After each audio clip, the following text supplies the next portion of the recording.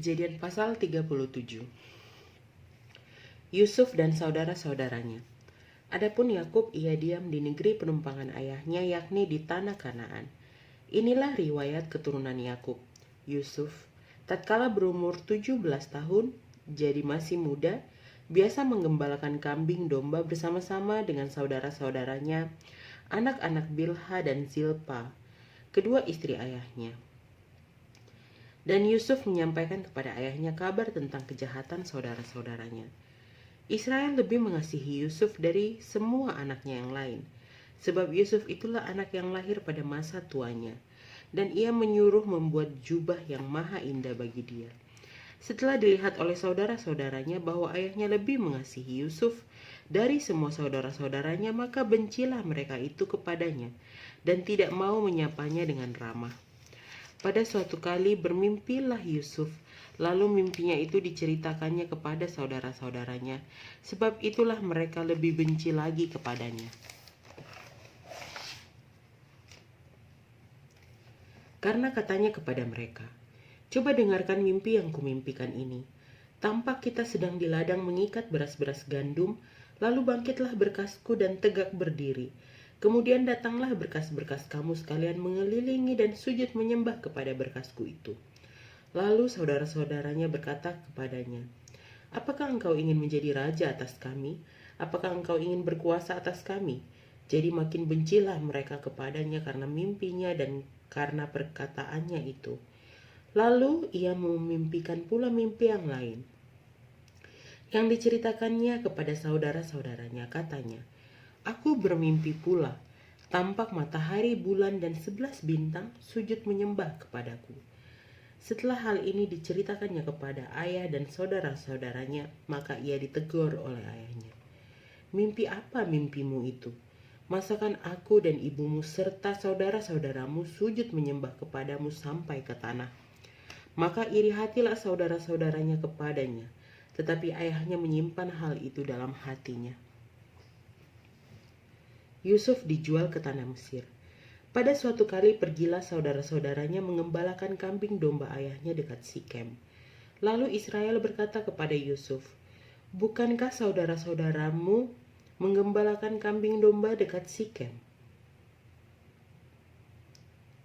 Marilah engkau kusuruh kepada mereka." Sahut Yusuf, "Ya Bapa."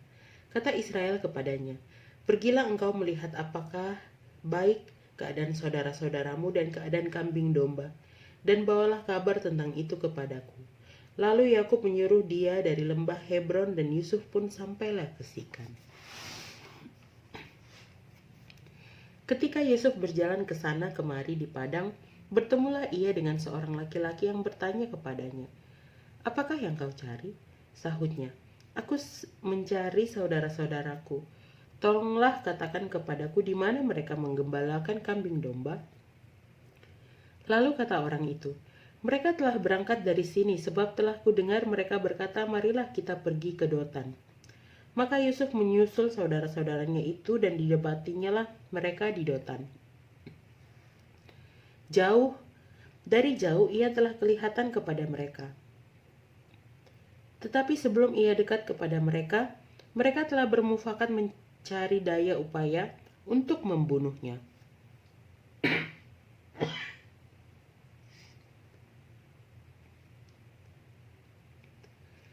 Kata mereka seorang kepada yang lain, "Lihat, tukang mimpi kita itu datang. Sekarang marilah kita bunuh dia dan kita lemparkan ke dalam salah satu sumur ini. Lalu kita katakan seekor binatang buas telah menerkamnya. Dan kita akan lihat nanti bagaimana jadinya mimpinya itu." Ketika Ruben mendengar hal ini, ia ingin melepaskan Yusuf dari tangan mereka. Sebab itu katanya, "Janganlah kita bunuh dia." Lagi kata Ruben kepada mereka, "Janganlah tumpahkan darah. Lemparkanlah dia ke dalam sumur yang ada di padang gurun ini, tetapi janganlah apa-apakan dia." Maksudnya hendak melepaskan Yusuf dari tangan mereka dan membawanya kembali kepada ayahnya. Baru saja Yusuf sampai kepada saudara-saudaranya, mereka pun menanggalkan jubah Yusuf, jubah maha indah yang dipakainya itu. Dan mereka membawa dia dan melemparkan dia ke dalam sumur.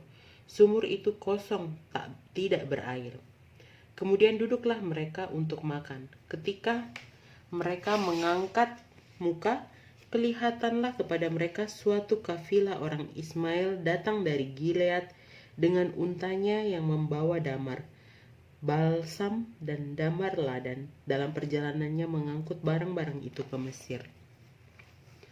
Lalu kata Yehuda kepada saudara-saudaranya itu, apakah untungnya kalau kita membunuh adik kita itu dan menyembunyikan darahnya?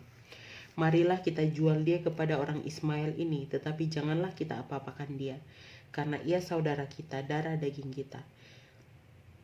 Dan saudara-saudaranya mendengarkan perkataannya itu. Ketika ada saudagar-saudagar Midian lewat, Yusuf diangkat ke atas dari dalam sumur itu, kemudian dijual kepada orang Ismail itu dengan harga 20 shikal perak. Lalu Yusuf dibawa mereka ke Mesir.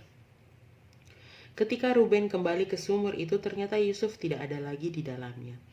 Lalu dikoyakannya lah bajunya. Dan kembalilah ia kepada saudara-saudaranya, katanya, anak itu tidak ada lagi. Kemanakah aku ini? Kemudian mereka mengambil jubah Yusuf dan menyembelih seekor kambing, lalu mencelupkan jubah itu ke dalam darahnya. Jubah maha indah itu mereka suruh antarkan kepada ayah mereka dengan pesan, ini kami dapati, silahkan Bapak periksa apakah jubah ini milik anak Bapak atau tidak.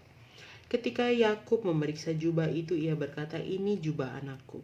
Binatang buas telah memakannya, tentulah Yusuf telah diterkam. Dan Yakub mengoyakkan jubahnya, lalu mengenakan kain kabung pada pinggangnya, dan berkabunglah ia berhari-hari lamanya karena anaknya itu. Sekalian anaknya laki-laki dan perempuan